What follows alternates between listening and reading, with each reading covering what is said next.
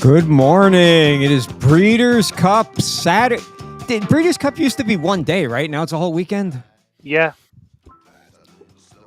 Expanded the number of races, and they made it a 2-day affair. Great to be with you guys. The Great great to have you Joe on here. Quills. I mean, I've been looking forward to being on this show after watching you guys over the weeks here on Bleacher Brothers. And, of course, AJ's the man. I hope I don't have to enlist after today, AJ, but I'm rooting for you. Week after week after week after week after week, I've been telling Mr. Defo, Army, Army, Army, Army. And finally yesterday, I texted him so he could use it on his show so that one of the locks could actually come out off of that show this weekend. I said, take Army minus 37.5 or whatever the hell the spread was. And Jeff said, if it happens, I'm going to enlist. So we'll be going live straight from the voting booths on Tuesday. We're going straight, whether it's President Trump or President Harris. Mr. Defo will be Private Defo serving under them, going somewhere to the Middle East or to the border or. I'm thinking it's Rejection City, AJ. I can't imagine. There are a number of immediate red flags and disqualifiers. I think that would eliminate me from contention to actually enlist. But the thought will be, we'll go down there and try it. We'll go down there and try it. You've been right every week. I don't want to jinx it. But, yeah, I mean, they can't make a spread big enough for Army to lose. Not yet. They can. I mean, we'll see what happens. They play Notre Dame in a few weeks, so we'll see what happens there. Oh, I love the Grizzlies today. The Grizzlies are my NBA lock for today. Awesome, man. Joe has probably got what? Do you have all 9 scoped out? Are you going to go for the pick 9 in the Breeders' Cup? Oh, he is. Is there a pick 9? There is no pick 9. I'm taking advantage of the win insurance on FanDuel Racing. So you get $10, up to $10 to win. If your horse finishes second or third, you get your money back. You get to recycle that money for free. Me, got to do that a couple of times, even with that 25-1 shot I gave on the first race of the day on that live stream that I had. Would have loved to have an extra $300 in my account because I've been set for the whole weekend, dabble in the pick 4s and pick 5s and stuff. Didn't get it, but hey. So FanDuel today has got a 10. Is it what is it? Is it $10? You got all you got to do is come first or second. You get your money back. If you finish second or third, you get your money back. Okay. In all the races except the Classic. Okay. The Classic, it's $20. Woo! Right stepping it up there, yeah, that's nice. You can't lose today on. We love rebet, but today you can't love with FanDuel if you're doing the horses. And I got a crazy pick for the Classic today. Oh yeah, oh great, man. Well, where are we starting? Yeah, let's get into it. Yeah, what we'll do is we'll look at races 4 through 8 because they're the 5 biggest races of the card here. If we get to the other races there, we can get to there. If not, you can catch my article, which will drop probably about 1 o'clock. The first 5 races here, they'll drop after 12, and the last 4 races will drop about 1 o'clock. And we got a caller already. Can I bring him in? Let me see. Hello, you're on the air. Never mind. You can continue. I think that was Mr. Ed calling in. That was Mr. From Ed. the grave, yeah. Where'd you say start where? 4? Race 4, yeah. 4. All right. First. Turn your Bibles to race number 4, Del Mar. Mm-hmm. Have you been to Del Mar, Joe? Never have. Oh, wow. The only West Coast track I've been to was Emerald Downs. Oh, wow. Yeah, I know. Del Mar is beautiful. I was out there a couple of years ago. In fact, friends of mine, they went back out there this week for the Breeders' Cup, staying in Encinitas. It can't get any better. Just a beautiful scene. I lived in L.A. for 8 years and oddly never went to Del Mar. But we've seen an expansion in the so-called boutique summer meets. So where Del Mar used to be maybe a 4 or 5 week at best proposition, it's now open much longer. Of course, you had Hollywood Park go out of business. And but don't you miss Hollywood Park, Jeff? Defo, I'm sorry. I like Hollywood Park. Yeah. I did. Like, were you out there in Hollywood Park? Yeah. I was probably in LA right around the same time you were, maybe. I don't know. But I was there in the mid '90s to late '90s. And Yeah, I was mid '70s to early '80s, but oh no, I was still wearing diapers at that point. All right. Yeah. yeah, no, Hollywood Park was it was not as glamorous. Naturally, I mean, you have the majestic scene there at Santa Anita, and Santa Anita back in that time Beautiful. wasn't uncommon on a weekend, just a normal weekend to draw 100,000 people out to the track, and you had families and everything all over the infield. It was a different era of racing, but I always wanted to go to Del Mar. I ended up going a few years later. They weren't open for live racing the day I was there, and so I took in some simulcasting. Really didn't do the give you the full impact of what it's like. And then a couple of years ago, went out there for a weekend, a long weekend of racing. A fantastic scene. So it'd be beautiful. Very envious of my buddies for going back out there. And they did have one friend in that group was an excellent handicapper.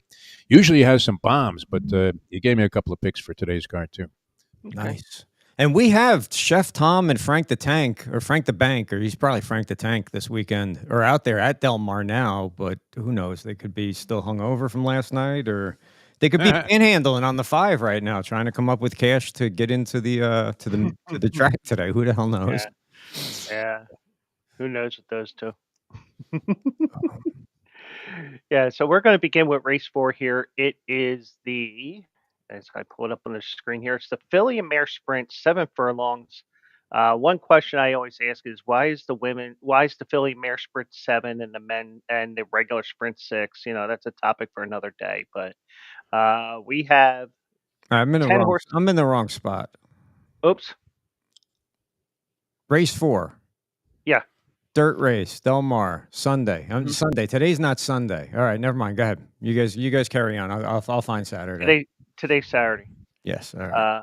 Yeah, we don't have NFL football yet.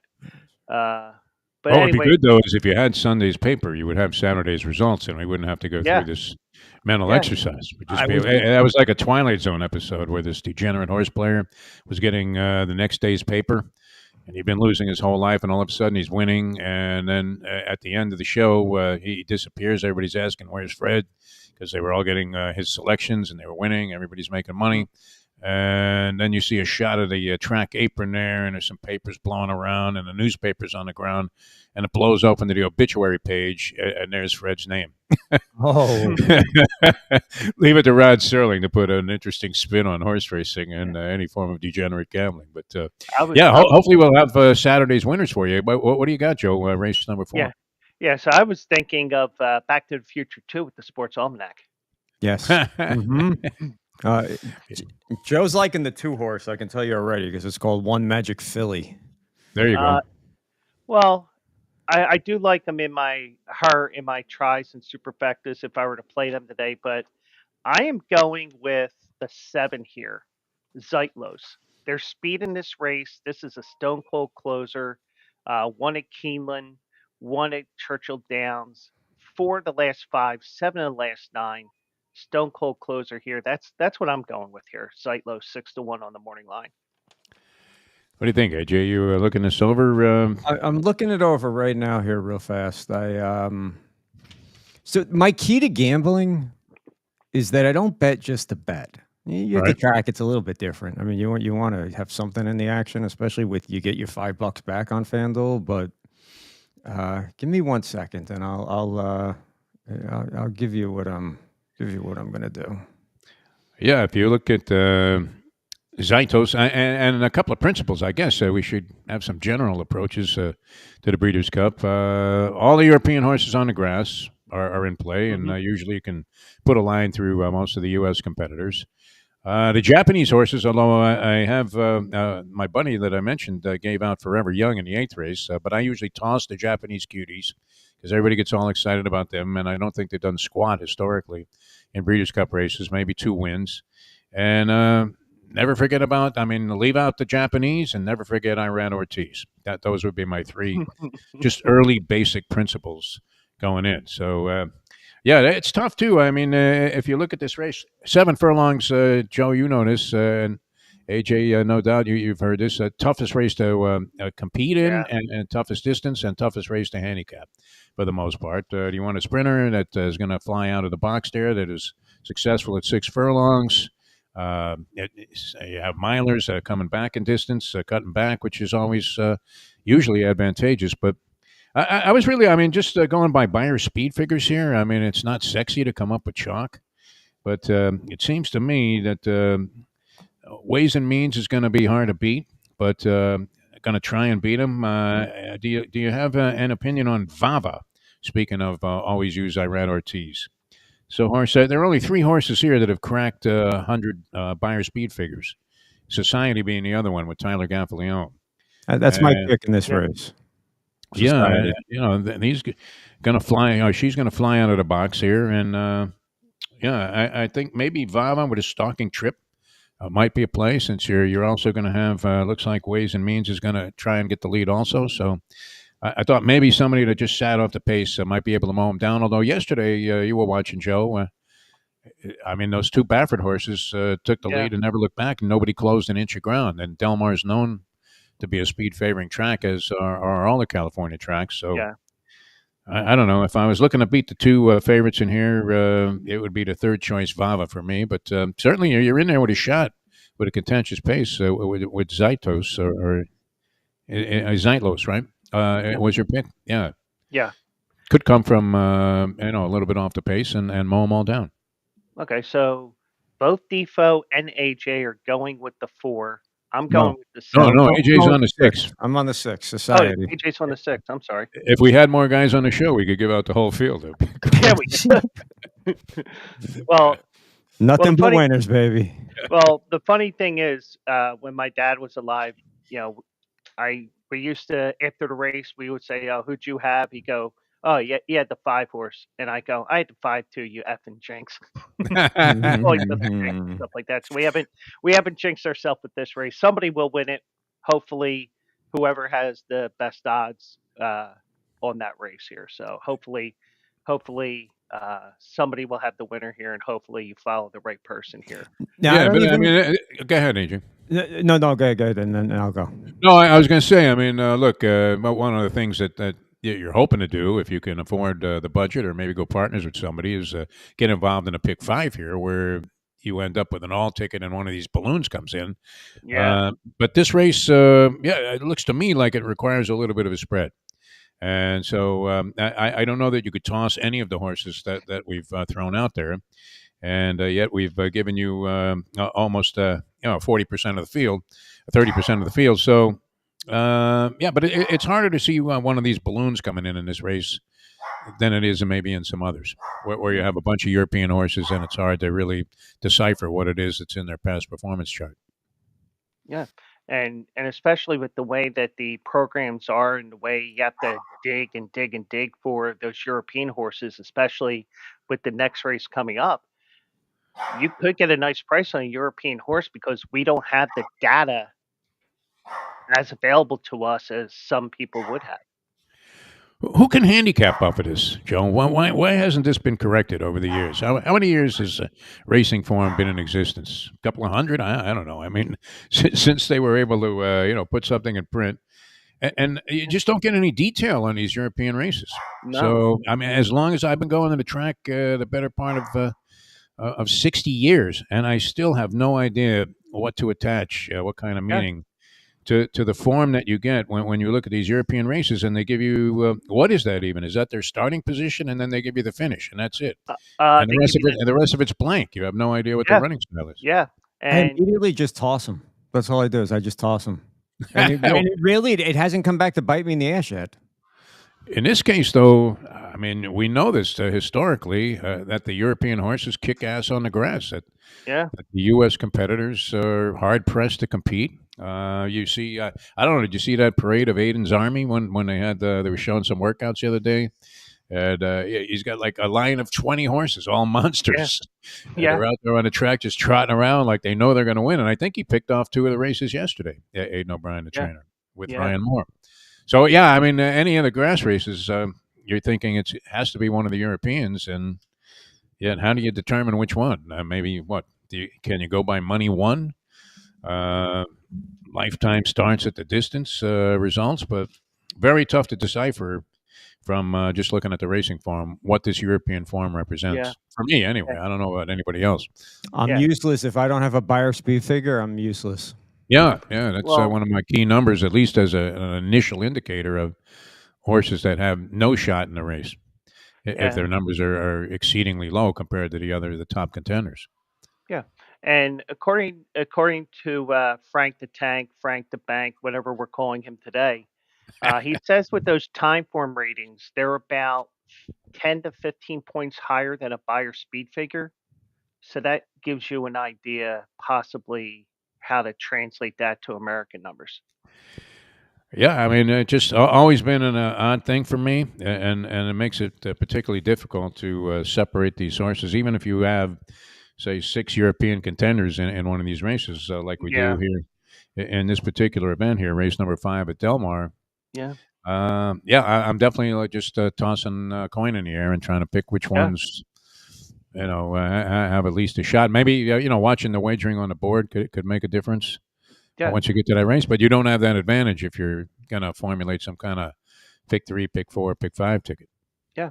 And the one thing I've done, especially with leading into yesterday and today, I've really been taking advantage of the FanDuel Racing site, the Twin Spire site, trying to find these videos of these races.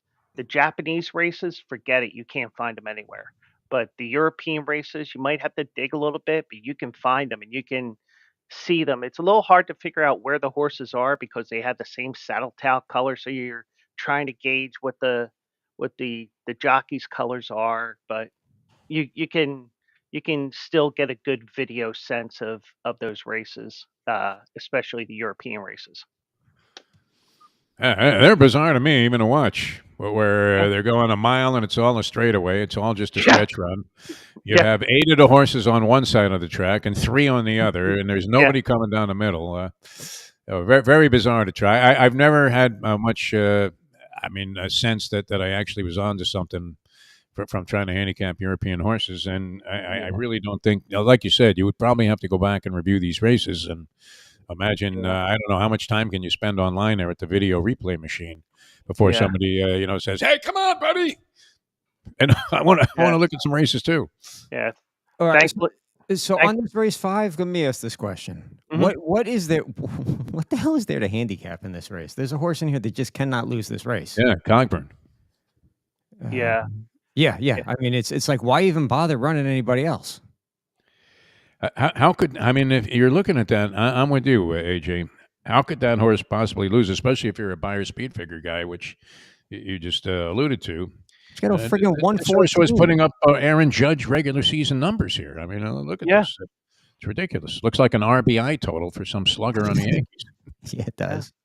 And that even is a legitimate 107 at Kentucky Downs for Cogburn, as we're in the 5th race here, the Turf Sprint, and that Kentucky Downs track is a very hilly track. It's a European style track. Yeah, he just blew everybody away even there. And that was And off a layoff. So this is his second race off. So he's going to take that 107 to about a 116. yeah, Those numbers are startling, right? When do you see that? 3 consecutive races, 107, 114, 107. Never. Kentucky Downs is the weirdest track, though. You're screaming and yelling, and you think your horse is home, and then all hmm of a sudden, there's still another stretch to go yeah, because of that wacko camera angle that they give you. And yeah, I can't tell you how many times I thought I had a race one, and I'm like, wait a minute, they're still fucking running? Well, what are we talking about here? yeah, So, yeah, to win there, I mean, it's an odd configuration, but I'm with you, AJ. How do you not single that horse with a lot of confidence if you're looking at the yeah, second leg of this pick 5 that's taking place beginning in race 4? The yeah, only thing I would do to beat him, if by some chance he has a heart attack mid race, is I would say the 6, Star of Misery. Or Star of Mystery, I'm sorry. Yeah, Star of Misery would be the title Star- of my autobiography, would he? Exactly. And there's another horse that came from Europe, came here and has distinguished himself pretty well. Star of Mystery, but and has a Grade 1 victory also at Saratoga. But Yeah, I don't know. I mean, look, obviously the horse is 7-5, so it's not like an overwhelming prohibitive favorite in spite of his record and what appears to be some outstanding credentials. So yeah, watch out. European invaders here always need to be considered. Are we all on the 6 here? No, I bet Star of Misery. I'm going with Star of Misery. That's my Yeah, the 6. Star of Mystery, yeah. yeah, mystery. Yeah, yeah. I'm Yeah. going because I don't think that the 9 can lose, but what am I going to do with that There's money? no romance. Yeah, Yeah, exactly. what am I going to do with that? Yeah, we're all on the same horse here. We're all on Star of Mystery. All right. Well, And I don't know. I think I'm going to give the nod to Cogburn. Just a tough yeah, competitor, and a little bit of an early chalky start to this pick 5, which would be my ambition. It would be to go out and try and hit that. Maybe cash in on the first 5 races and then unload later on. yeah. But yeah, I mean, and if I'm out, I'm out because the whole card is not going to be easy to dissect. That's for No, sure. no, it's not easy. But I like the 6 here. I'm going to take a chance of beating Cogburn here. You got to wonder there's a clunker coming up for Cogburn and for the connections. You hope it's not today, but also the connections with William Buick and Charles Appleby. They win the last year or two in the United States at a 30% clip. Yeah, impressive. I mean, it's the same thing when you look at O'Brien and Moore. Yeah, You can't forget them. I mean, some of these European grass horses, though, they could dig up Lester Piggott and put him on the back and probably come up with a victory. So yeah, that's what and mystery would be the key word to a lot of these Breeders' Cup races. So AJ, maybe you're onto something. A little ominous sign there from the gods of gambling that if you can beat Cogburn, it would be somewhat of a mystery. So maybe that's appropriate on a hunch play. Where is Joe Bravo? What horse is he on today? Because I'm Is immediately going to toss that horse. is Um, Bravo riding in the Breeders' Cup? I don't think so. I think Uh, he's riding some nag at Charlestown tonight. Yeah, he. I mean, obviously, at the tail end of what was a very, very good career. One of my friends that's out there at Del Mar today, we call him Jersey Kyle, and he has made many a score when people have discounted Joe Bravo in the latter stages of his career because he's been on more balloons. He used to always be on favorites. Obviously, top rider in New Jersey for so many years at Monmouth At Park. Monmouth Park, he was Yeah. Barry Oh, Bonds. he was great at Mhm, one time. Yeah, real good guy too. I've met him several Hmm. times. Couldn't be a nicer guy and kind of guy you root for. But I don't know that super wide trip. You know, when jockeys when they get older, some of them start to shy away from the trouble spots that you'll see others plow through. They had a wild incident yesterday, Joe. Did you see that with this long Stewart's inquiry into the yeah, 4th and 5th place finishers? I'm looking at this thing. It's kind of like AJ. You probably talk about this, where they have the rules guy on a football game, and they never make a call. It's like you're paying a guy just to sit there and look at these things, and then you see a clear cut fumble, and a guy going, I don't know if there's enough there to overturn it. But I was watching this replay. They showed it 100 times before the yeah, stewards made a decision, and it seemed clear to me that the horse that was on the inside of the 4 ball, who was impeded, I think it was a 7, came out first and caused the whole problem. I don't yeah, know that you need to look at it more than twice. And then after like a half an hour while you're waiting to get to your car because you probably just got trounced, and how many Hmm. people really had the superfecta there? Sure, it only was applicable to a couple of tickets, yeah, and they leave the result the same, which I thought was the right call, but I don't know why it took them an hour to do it. yeah. And I could have argued either way because when you look at it from the front, it looked like it was more the 11. Yeah, But when you look the other angle, it looks like the 7. So I think they said a little bit of both, and the jockey got a little too close there, went into a hole that wasn't there to begin with, and they said, "All right, it's the fault of the 4." I, yeah. I thought if anything, the 7 who was off the board anyway. yeah, I mean, maybe it mattered to the owner and the jockey or whatever placing money, but yeah, I thought that was a pretty clear cut. What I like now is they not only have like the regular shot, the pan shot, and then they have the head-on view, but now you have a drone shot, and they yeah, even like have a shot from a Sputnik or something, to try and make this determination. And yet it still took them forever for what I thought was. I don't know that it was painfully obvious, but it was somewhat obvious if you watched the replay a couple of times. So Yeah. hopefully we won't have this kind of controversies today. But Yeah. fortunately, it only involved like the fourth and fifth place finisher, and I think if you got to that point where you were in consideration to maybe have a DQ benefit you, then it was worth sticking Yeah. around. Otherwise, forget about Yeah. Or you're just waiting for that ticket to cash because you had the favorite Henri Matisse. Now you got to wait for them to decide this just to cash your ticket. it. Yeah, no, yeah, that's right. They had you sticking around for a long time. Unless you come back today. Yeah. Yeah, or What, mail it what in. what are we doing with Torpedo Anna here now in the next Yeah. race? I have her winning. I was there at Parks for the Derby and the Cotillion. My condolences that you were at Parks. You didn't step in a hole on the turf course, did you? What a And dump, sprain an yeah. ankle. And I also didn't get kicked out for stalking Jessica Paquette either. So, Good for you. but no, I saw I even rewatched that race a couple of times last night. She was boxed in the whole race. They were trying to beat her just by making her as uncomfortable as possible. There's no speed in this race. She's going to go for the lead and she's going to win. Yeah, Torpedo Anna is certainly going to be the crowd favorite, and 4 to 5 in the morning line goes off what, maybe 3 to 5 in this race. Who can beat her? That's the question. Is Raging Sea good enough to beat this horse? You have a different running style. You said, Joe, there's no other speed in the race, which you have a couple of horses here, bombs that might pop the lead. I don't know if that's going to be a threat to Torpedo Anna. Maybe gets shrugged off. Brian Hernandez seems to suit this horse, and as they say, like a proverbial glove. But just looking at Raging Sea with Flavian Pratt, second choice in the morning line, can that horse benefit from some kind of red hot speed duel that somehow materializes and compromises Torpedo Anna and come from behind and catch him? Is there anybody in this field that you can see beating this horse? I'm rolling with the one. Not one. All right. All in, AJ. I'm going with the one. That's it. I think the 9's going to take a lot of money, but I mean, if you look at the notes here, they're really thinking that this horse has a chance here. Has been running at even longer distances, mile and 5/16, mile and a quarter, but there's no video, so I can't give a good feeling on this horse, But they think that this is the value play in the win pool here today.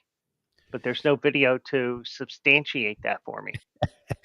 Yeah, pretty tough to go on any actual tangible evidence here. Looking at the racing form, yeah, I mean, I'm going to have to go ahead and put a line through that one just based on the fact that toss the Japanese cuties. So here's the first one that we're confronted with.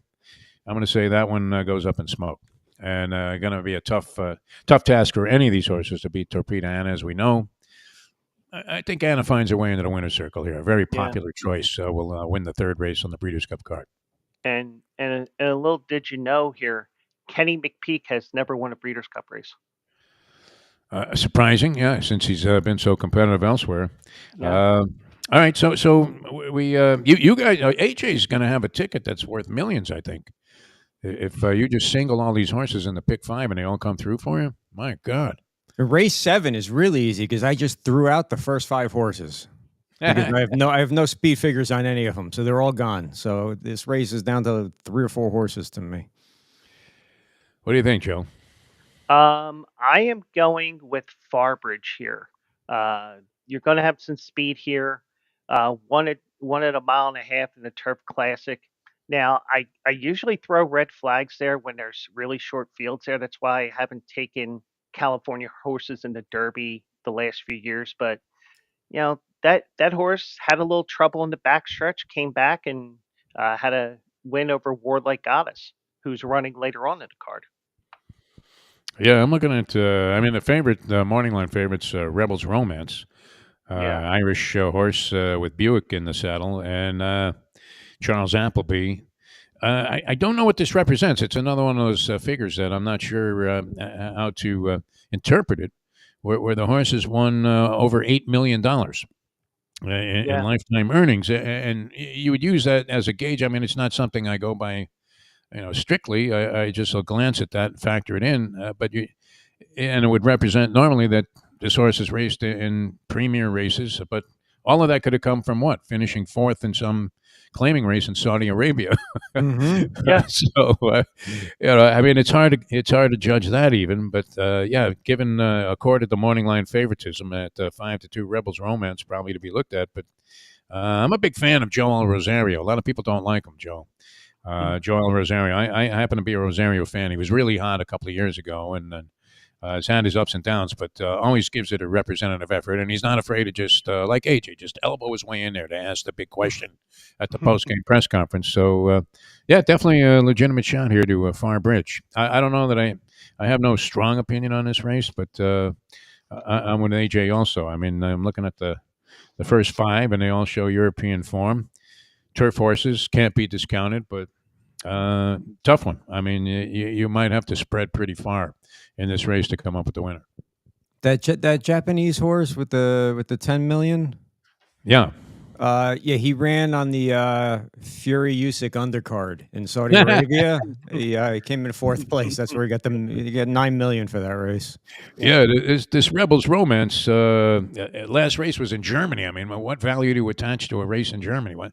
Yeah. Who the hell's racing in Germany? Do you ever see horses in big stakes races where their last race was in Germany? Well, this is Unless you're in easier. Germany. But this is easier for them because they don't have to kick a soccer ball when they run here, as opposed to when they run in Germany. They're dribbling a soccer ball around the track. Who the hell could figure out what that is worth in terms of past results? So, yeah, I mean, I'm going to go with you guys and figure wide open race and take a shot with something that's going to pay a price. Yeah. And if there is a European horse that has a chance, that 11 horse will be in good shape there. And also the 5, that race at Longchamp in France looked like he was done, came back and won that race. So that that that heart that I look at from time to time, some of those intangibles in these tangibles that you want to see, that you got to dig to find these videos. But but I am going with the 6 here. We're going with the American horse here. All right, yeah, Far Bridge was. This may compromise your chances. The Post handicapper, New York Post handicapper, Vic Cangelosi. You follow him and all. I get the Post every day because of the sports section. But also has Far Bridge tapped right on top of Rebels Romance, and gives a shot to Grand Sonata. Was his third pick in this race. So you have somebody that shares your opinion, Joe. Far Cool. Bridge, the horse to beat.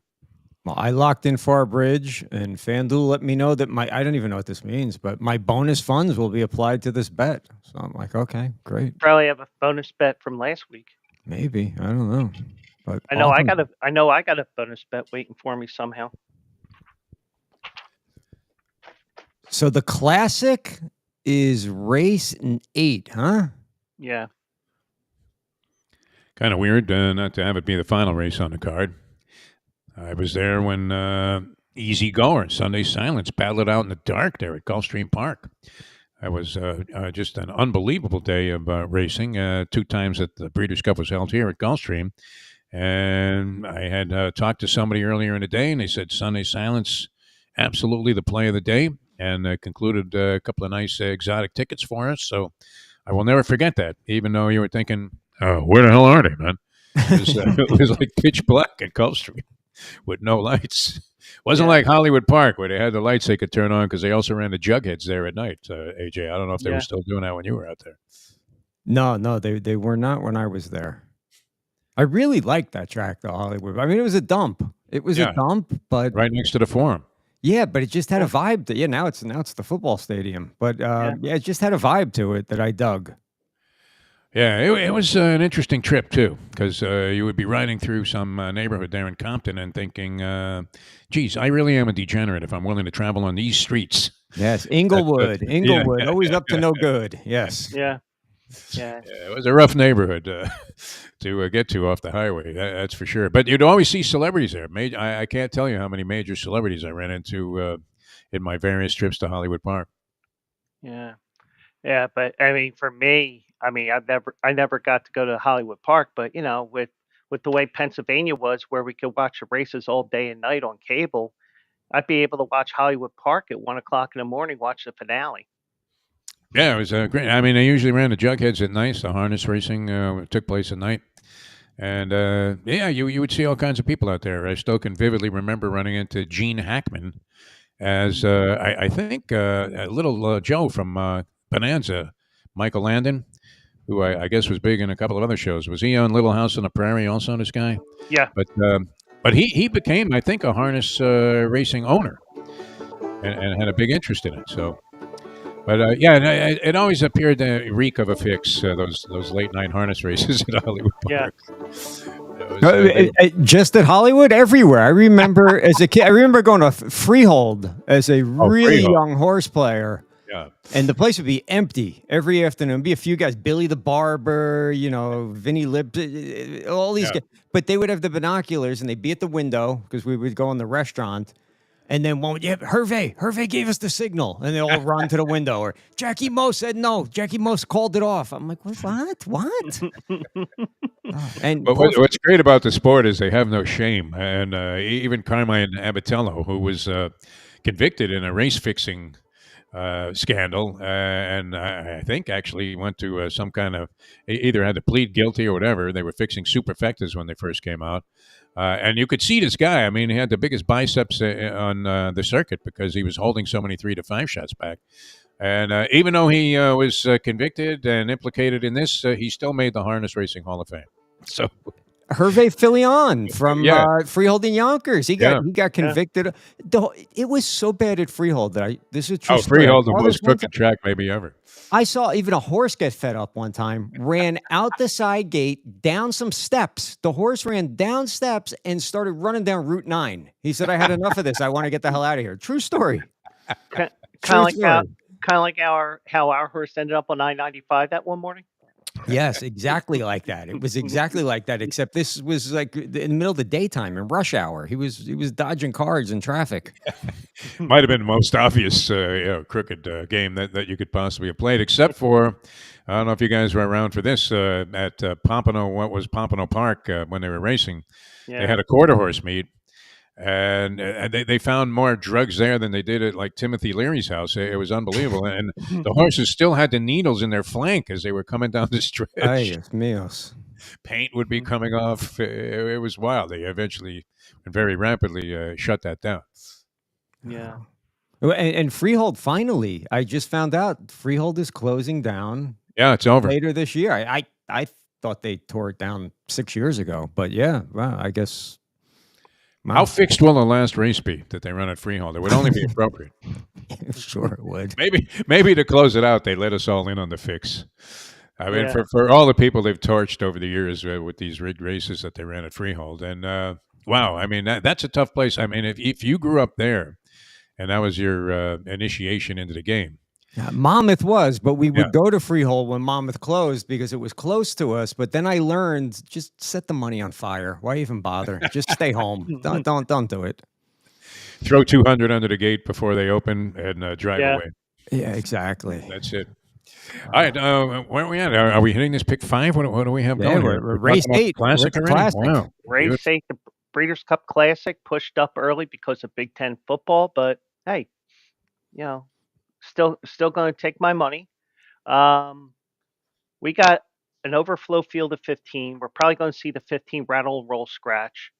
Have you ever seen a horse who may be thinking that a mile and a quarter is too short for him? Wow. Yeah, I mean, there have been. But well, you have one? You have a steam ball here that is going to defy all the logic? Well, I don't think he goes for the lead. I think he's going to stalk, but I'm going with the marathon horse next in this race. All right. Let me see here. What do you think, AJ? Do you have a scope on this one yet? I have a horse here from a very excellent handicapper, and it's going to defy one of my basic tenets that I threw out there at the beginning of the show, because it is a Japanese racehorse. Oh, here's next, the 14. All right. Yeah. I mean, Wow, look at that. Nice. Follows your credentials, AJ. Nice string of above 100 buyers. What, Yeah. 8 races in a row, something like that? That's pretty impressive. Yeah. Yeah, And, he's a monster. When was the and last time he lost? he lost at Churchill Downs May of 23. Wow, unbelievable streak going here. That's pretty impressive. How do you discount him? And the crazy thing is, they were racing him on the turf. Yeah, this horse certainly would qualify. My buddy likes Forever Young. This guy's pretty sharp. Usually goes with bombs, so we count on him for horses 15 to 1 and over. But going with somewhat of a short priced horse here, because what do we have? Is it 6 to 1 on Forever Young? But our good friend, he doesn't like publicity surrounding his selections or anything. In fact, he reluctantly gives them out to me because he knows I'm going to talk about them somewhere. But Forever Young is his selection here out of the one hole. So that comes from a guy that I have tremendous respect for. It's almost like getting Army from A.J. Johnson, where you're gonna lose if you go against it. So Forever Young is his pick here in the Breeders' Cup Classic. I'm going to toss Forever Young right out the gate. Japanese. There you go. Another Japanese cutie. I got 199 buyer number on this guy. There's nothing I can do with that. I'm gonna let me find out from. I got a guy in Tijuana. Let me see. No, that's not him. Where is he? I got him somewhere.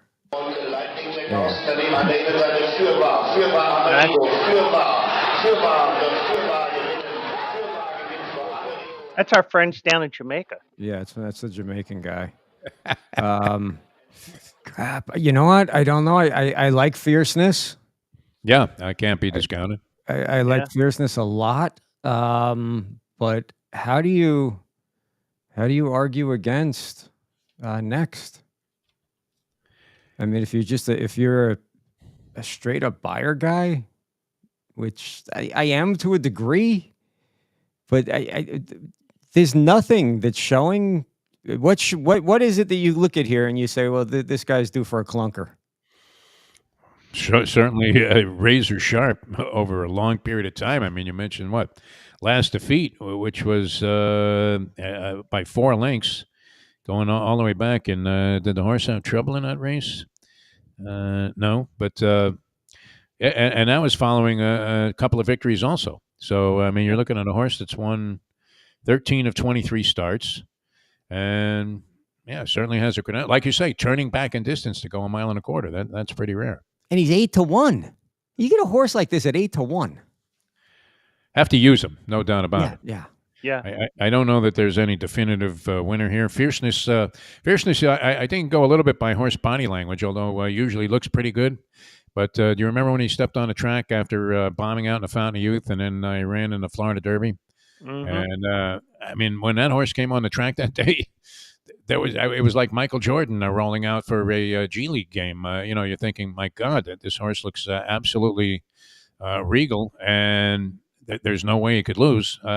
So maybe that would be an indicator. Definitely run down to the paddock and take a look at fierceness. And if he has that look, then he's going to be even more dangerous than he would be just looking at him on paper. Yeah. Well, apparently, I can't bet this race because FanDuel has decided to verify my location now. So this is going to take like 30 minutes. All right, let's see. I'm back. I've been having that issue all morning too. All right, where were we? So fierceness. I'm going with Forever Young, the Japanese Invader, against my better judgment. But are you doing that because you like it, or are you just doing it because you're No, this is straight up this guy. I mean, I can't tell you how many times that we've bailed out with bizarre selections. And this is all the guy does. I mean, he happens to have enough capital so that he can just go around the tracks. He spent a month in Saratoga. He spent a month a couple of years ago at Del Mar. So this is all he does is handicap. Spends his entire effort going over these things, really researches it very thoroughly. And comes up with bombs, horses that nobody ever, would even give the slightest bit of attention to. So if he likes this horse, I'm going to say that's good enough for me. I mean, nobody wins every time, obviously, but yeah. I mean, it's certainly coming from a very credible opinion, is the thought process here. All right. I boxed Fierceness and Next, and then I'm going to go across the board on Next. Okay. All right, Joe, you're getting a lot of AJ's money here with these selections. So I hope so. yeah, this is good. Or at the very least, I'm getting my money back by finishing second or third, because I do tend to have a lot of second-itis here from time to time. So We got to go with my favorite strategy, which is backwheel the horse that you like the best, because how many times have you been absolutely screwed by the horse losing by a nose yeah, hair? yeah. And you're sitting there, you got nothing because you never bet the place. And sure enough, if you had just gone ahead and wheeled the horse in second and the exotics, tries and exactas, you end up making a pretty good score. Yeah, but at least if you're using FanDuel today, you get $10 back on each race if your horse finishes second or third, or if your horse does not win in a Breeders' Cup Classic, you get your $20 back, up to $20. All right, reasonable consideration. Yeah. You can't lose. Well, you can, but Well, if you're off the board, like most of my picks are. yeah. And AJ looks lost there. No. I'm just counting my boxes of ZDs over here. You know what I mean? Are we good? So what happens after the Classic? Does it go to just maiden claiming races after this here No. today, or what? No, They keep running. Wow, look at this. There's 4 more Breeders' Cup races. Yeah. All right. Well, we got a few minutes. You want to bang out as many of these as we can? Let's Let's go. do it. Let's do it. We're Race going on the 9. turf. We got the filly mare turf. The 6 Lang Lang is tired. Is scratch. I think that's the name, Lang Lang. And yes, I'm tired. One thing I will say is, if Farbridge wins the turf, then the play will be Warlike Goddess. But I am going away from that. I'm going with Full Count Felicia. Destroyed that field, even though it was a short field in the EP Taylor at Woodbine. No speed in this race. None. Very good, my friend. All right, I have another selection here from our buddy Evan, who, as I said, doesn't like his name mentioned. No last names given here, only aliases. He likes, in this race, Cinderella's Dream, the 3-ball with Buick in the irons. Again, Charles Appleby shows 2 races here in the States after campaigning in Europe and England. And in a race at Aqueduct, finishes in the winner's circle, comes right back, and wins another stakes race at Saratoga. Buyer figures aren't really up to AJ's standards here, but he really likes this horse today. 4-1 in the morning line, and possibly to go off at a little longer price. So Cinderella's Dream, my selection here, courtesy of my buddy in race number 9. And Joe, who you got, Joe? I got the 2. Full Count Felicia. Full Count Felicia. All right, so I got to throw both of those horses out. Yeah, definitely a wise move. God, I don't know. This is one of those situations. FanDuel's giving me free money, so I'm going to take it. I'm going to take the 1. Beautiful Love. All right, Beautiful Love, a selection of one AJ Johnson here. Yes. All right. So 1 with the free FanDuel money. Is it on the record? I'm only doing this with the free FanDuel money. That's it. Okay. Hey, house money, as they say. That's it. Yeah, and the best thing is with me, hopefully I can at the very least just recycle that $10 all day. But if I hit a couple of races early on, be padding it for the rest of the day and can Let's go win, crazy. guys. Let's win. Let's go out there. Let's bury these guys. Yeah. Crush the Cup is the name of the game. Yeah. Here. All right. Okay, so then we go to race 10, the Breeders' Cup Sprint. 6 furlongs, 11 horses, no scratches right now. I am going, and I know this is going to be a toss for you guys, especially if we get a speed duel up front, which I think it's going to happen. I'm going with the Japanese horse Remake here. I was able to find this race here, and man, does he have a powerful closing kick. Yeah, Remake 6-1 morning line. No races here in this country. I'm going to toss them on the Japanese cutie theory. Just get rid Hmm. of all the Japanese horses except for Forever Young. And I like this horse mostly because of the name, but he also was the top selection of. And this guy occasionally comes up with a winner, although rarely when he's making his public selections. Vic Cangelosi, he likes a horse, and was this not like a Thelonious Monk song? Straight No Chaser, which is a concept I kind of dig. I think after the Breeders' Cup, if your money's gone up in smoke, how are you going to be ordering your drinks? AJ, straight, no chaser. Just let that moonshine kick in. But you can make a legitimate case for this horse, no question, especially after running out west at Santa Anita, posts a 104 buyer. So straight, no chaser, Johnny V, distinguished jockey in the irons here. I'm going to go ahead and take a shot that maybe this guy in the newspaper is right. Straight, no chaser in the 10th race.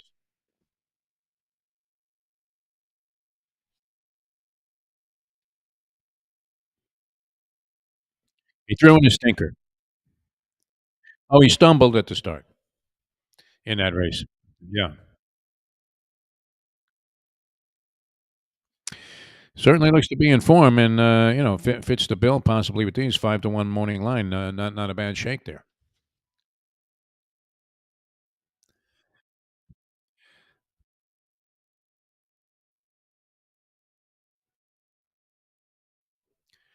Oh yeah, wow.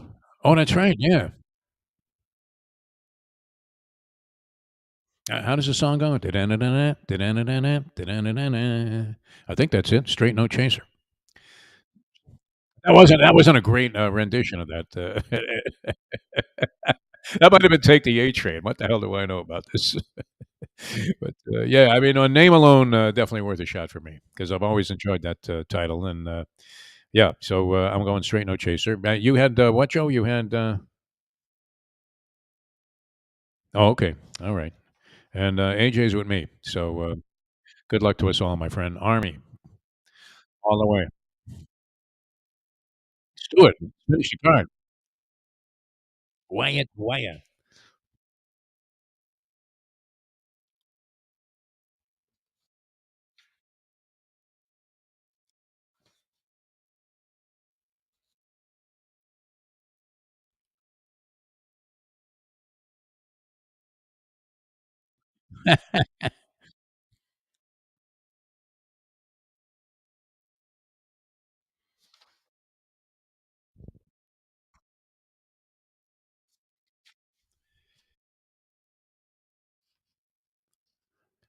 Yeah. All right. Very good. There. Just scanning the field here. I didn't take a close look at this.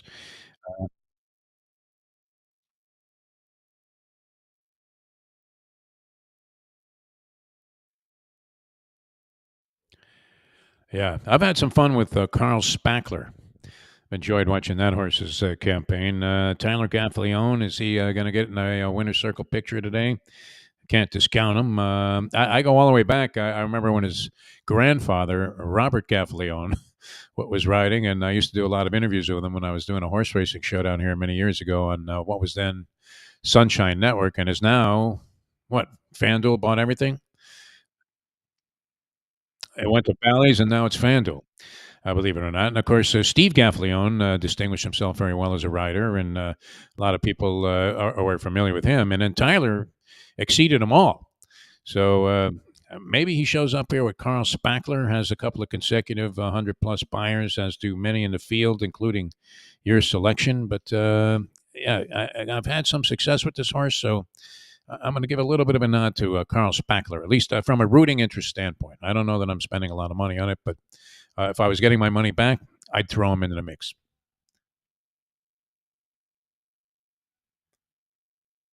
Oh, sure. Yeah, everybody does at some point.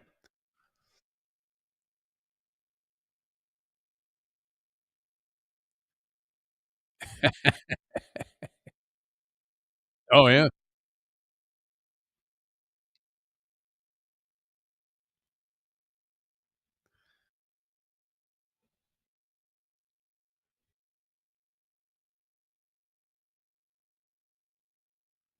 Oh, match race. Yeah.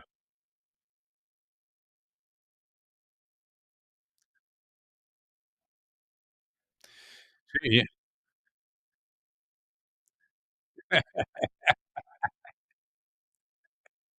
Stop to eat a cheeseburger at the concession stands. Yeah, I got attached to a horse. I have a little bit of a different path than you do, AJ, because you've mostly backed winners and been a winner your whole life. I have mostly been attached to losing horses, and I do remember one of my first horses that I bet him no matter what, even though he never won. But I just liked the fact that he was going to take the lead. This was a horse used to race at Aqueduct in Belmont called Little Mahoney, and he I mean, would routinely blast out of the chute, open up two or three, and then when they came to the stretch, he was doing the Arazi shuffle, just going absolutely dead backwards.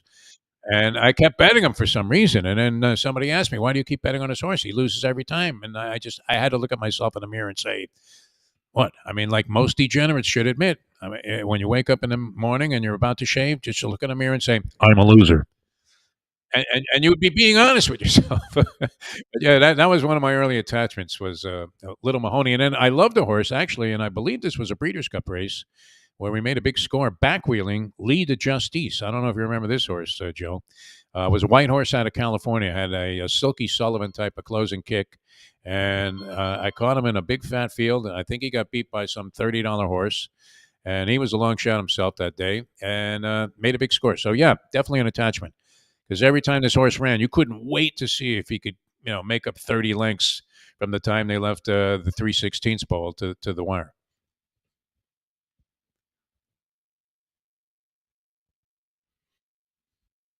Yeah, probably should have owned a couple of these horses for the money that we wasted investing on them. Right? That was the name of my boat at one time, Horses and Divorces. Because if it wasn't for those two things, I would have had the boat like 20 years sooner. So no, no, the boat sank. There was a hole in it, unfortunately, along with all of the electronic equipment was missing. But it was a good buy, that's for sure. All right, what do we got? We got the last one coming up. Okay, I think we may be on the same horse here. I hope so. Go ahead.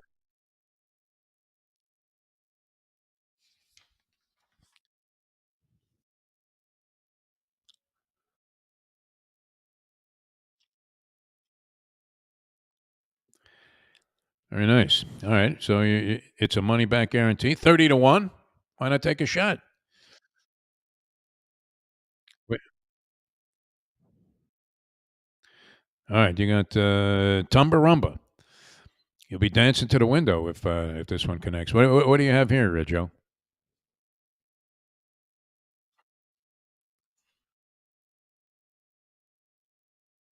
Yeah.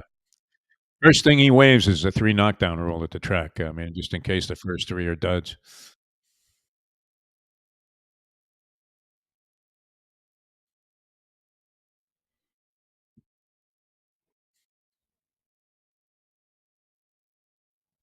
Luke. Oh, Muth, okay, yeah. Nice.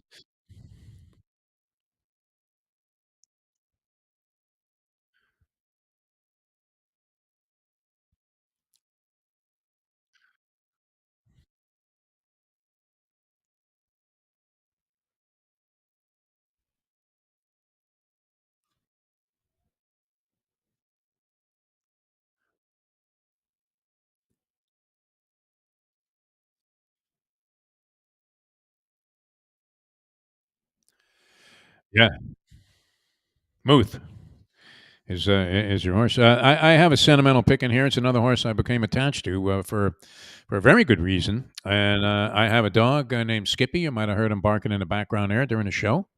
And so, I mean, there's nothing that makes me happier than being with a bunch of guys at the bar at the Pomp there, where we usually hang out. And everybody's in on this thing, and we're all screaming at the top of the stretch, "Come on, Skippy! Come on, Skippy!" In honor of my dog, as if I was waiting for him to take a dump in the church parking lot so I could go back home. So, Skippy Longstocking, been a very successful. I mean, this is a modest purchased horse. What was it? 37 grand they got this horse for way back, and the horse has made well over $1 million. Always contentious. I don't know that Skippy Longstocking is going to win this one, but if I was doing it based on the idea that I get my money back for second or third, I'm certainly thinking Skippy Longstocking can be in the money. So, for sentimental reasons, as Mark Cuban says, for those reasons, in this case, I'm in. Skippy Longstocking. I'm going to root for him, and hopefully you'll hear me screaming all the way to Boca and Palm Beach County. Come on, Skippy! Come on, Skippy! And we get the money with Skippy Longstocking. Yeah, it's the only brand we buy, AJ. In honor of Skippy. There I have a variety of reasons to go ahead and follow these selections. That's for sure.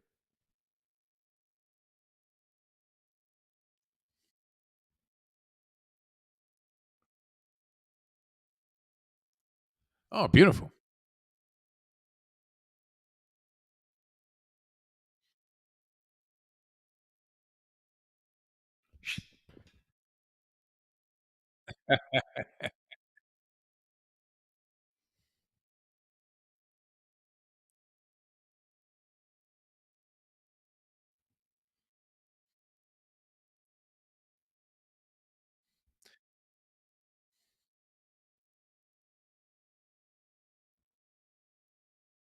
Oh, wow. Going into soccer.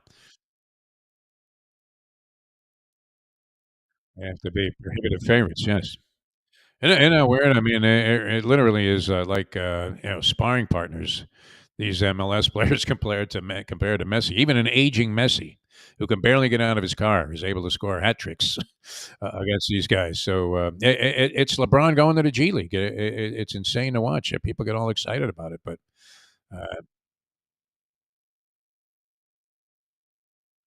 yeah, yeah, no. So if you can make money, people love betting soccer. AJ, you said that to me, and it's insane. But this is I mean beyond the big picnic for horse racing fans. So I hope everybody has a good time with it. It's literally like getting 4 or 5 Kentucky Derby type wagering opportunities among the 9 races on the card.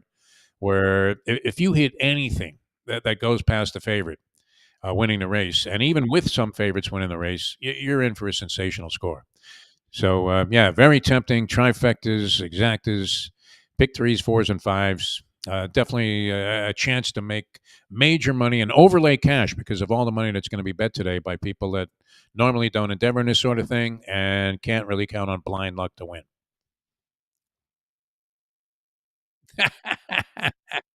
And my two buddies who are giving you can't lose horses here. Cinderella Dream and Cinderella's Dream and Forever Young. That's my yeah. Yes, a lot of fun. Yeah,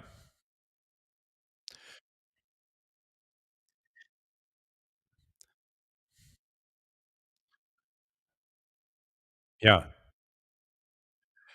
We're going to have Armin Katayan joining us. Armin, of course, distinguished journalist in many different platforms, on many platforms. 60 Minutes, HBO Real Sports, a tremendous author. He had that really revealing documentary and a book about Tiger Woods. So there'll be a lot to talk about. I mean, the conversations, I'm trying to find people that make for interesting conversation.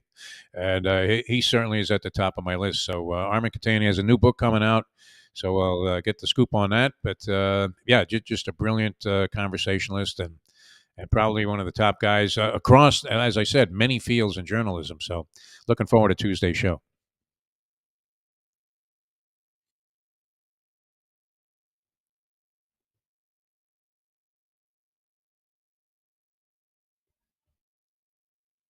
Oh, wow. Okay. We'll be calling in.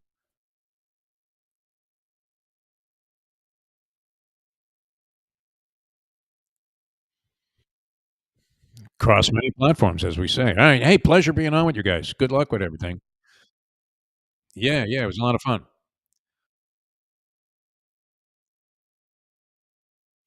All right. Let's hope we cash a ticket somewhere. I'll be betting $2 to show.